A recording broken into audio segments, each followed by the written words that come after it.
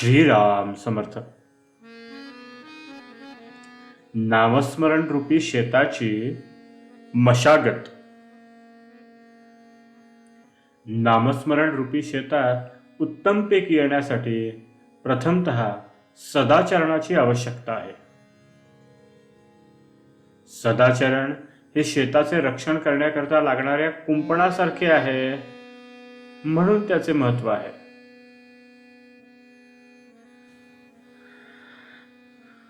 दुसरी गोष्ट, शुद्ध अंतःकरण.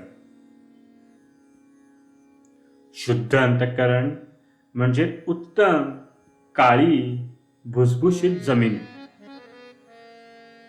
या जमिनीमधले दगड, हरळी वगैरे काढून ती साफ करावी. म्हणजेच अंतःकरणात कोणाबद्दलही द्वेष, मत्सर वगैरे ठेवू नये. शुद्ध अंतःकरणानंतर नामस्मरणाचे महत्व आहे. नामस्मरण हे त्या जमिनीत पेरण्याचे बी आहे.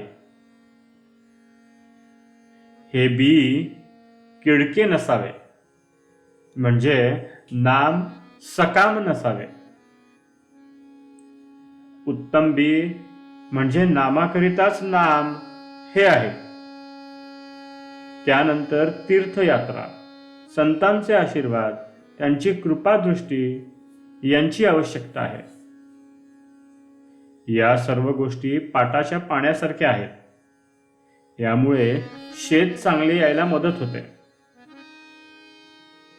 शेवटची महत्वाची गोष्ट म्हणजे भगवत कृपा होय. भगवत कृपा ही पावसाच्या पाण्यासारखी आहे. पाटाच्या पाण्यापेक्षा पावसाच्या पाण्याची गोष्ट काही और आहे.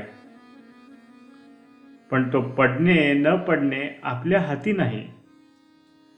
शेताला लावण्याकरता पाटाचे पाणी एखादी विहीर, तलाव किंवा नदी यामधून नेता येणे शक्य असते, परंतु पावसाच्या बाबतीत कोणाला काहीच करता येत नाही. त्यामुळे एखाद्याने शेताची उत्तम निगा राखली, उत्तम बी पेरले, तरी पावसाच्या अभावी पीक न येण्याचा संभव असतो.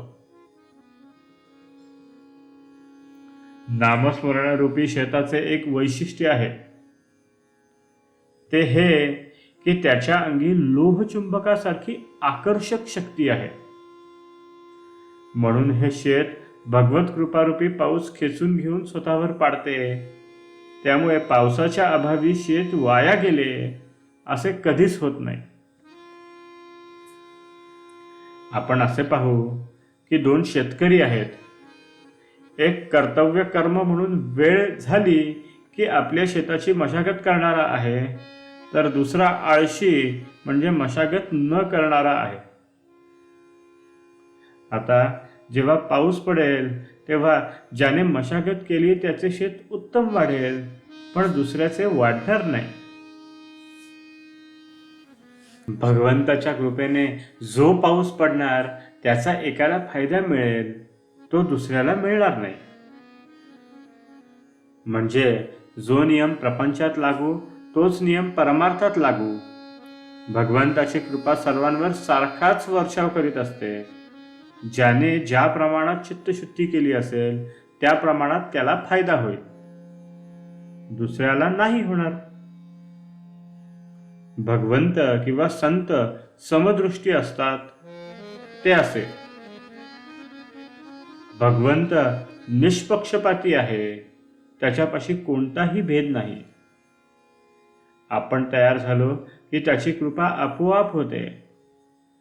कृपेला योग्य अशी भावना तयार करणे आपले काम आहे. संतांनी नुसते आपल्याला सांगून भागत नाही. आपण काय करायला पाहिजे हे कळून आपण ते स्वतः करायला पाहिजे. त्यांच्या ठिकाणी जर विषमता दिसली तर तिचा उगम किंवा कारण आपल्यातच आहे हे यावरून दिसते. आजचे बोधवचन: शुद्ध अंतःकरण ठेवून नाम घेतले तर भगवंताच्या कृपेचा अनुभव येईल. जानकी जीवन स्मरण जय जय राम.